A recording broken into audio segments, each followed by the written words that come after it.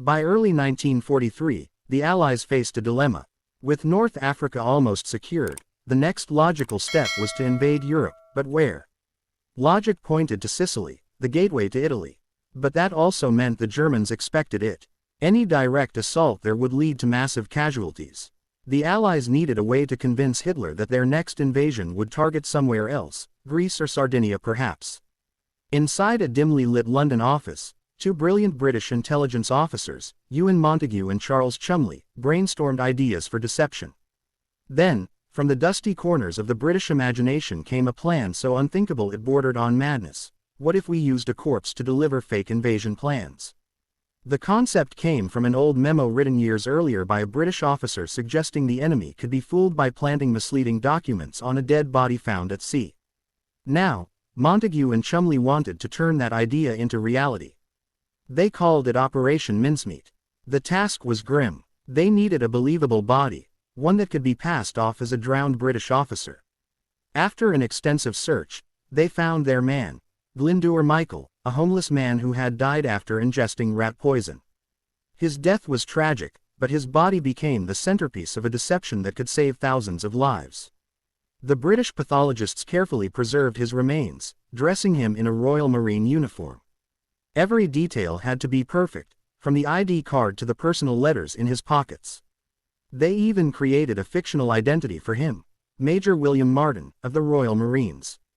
Next came the pièce de résistance, the briefcase. Inside were carefully crafted documents hinting that the Allied invasion would target Greece and Sardinia, not Sicily. The documents included personal letters, official military memos, and even a photograph of a fictional fiancée named Pam. To make the deception believable, Montagu and his team filled Martin's pockets with personal items, ticket stubs, receipts, and a keychain. Tiny details that would convince anyone who examined the body that he was a real man with a real life. The operation's success depended on one thing. The body had to wash ashore where the Germans could find it, but in a place where British involvement wouldn't be suspected. On April 19, 1943, the submarine HMS Seraph slipped quietly out into the Atlantic, carrying the body of Major Martin. Near the coast of Spain, under the cover of darkness, the crew gently released the corpse into the sea, briefcase chained to his wrist. A few hours later, the body drifted ashore near the Spanish town of Huelva, exactly as planned. Spain was officially neutral, but German agents operated freely there. Soon, the Spanish authorities recovered the body, and the briefcase, just as the British intended. Now the game of deception began. Would the Germans take the bait? Within days of its discovery, the Major Martin case created a storm of interest among local officials in Spain. The British embassy in Madrid played its role perfectly, requesting the briefcase's return with an urgency that only made it seem more important. Meanwhile, the Germans were already intrigued. Nazi intelligence operatives in Spain had long connections with sympathetic Spanish officers. It wasn't long before the contents of the briefcase were quietly copied and sent to Berlin. The forged documents suggested that the Allies were planning to invade Greece and Sardinia, while using Sicily as a diversion, exactly what British intelligence wanted them to believe. When the files reached Adolf Hitler, he was convinced.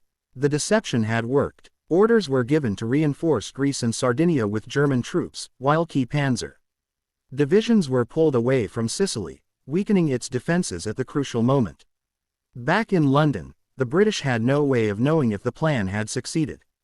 For weeks, they waited anxiously, intercepting German communications and looking for signs that their fake documents were being taken seriously. Then came the message they had been praying for: the Germans were moving units to Greece. Operation Mincemeat had succeeded beyond their wildest hopes.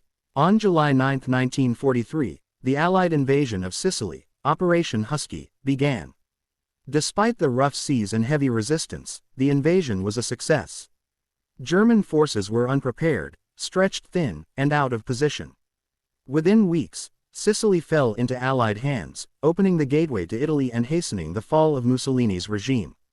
The British intelligence team watched the news unfold with satisfaction and disbelief. Their bizarre idea, using a dead man to trick Hitler, had changed the course of the war. As for Major William Martin, his identity remained secret for decades. He was buried in Huelva with full military honors, his tombstone reading, William Martin, Major, Royal Marines. 1907–1943. Greater love hath no man than this. Only years later did the truth come out. His real name was Glyndŵr Michael, a man who never wore a uniform in life, yet became one of Britain's most effective secret weapons in death. Operation Mincemeat became a symbol of British ingenuity, proof that wars are not only won by bullets and bombs, but by brains, deception, and audacity. And in the end, one lifeless body and a briefcase of lies fooled an entire empire, and changed the fate of World War II forever.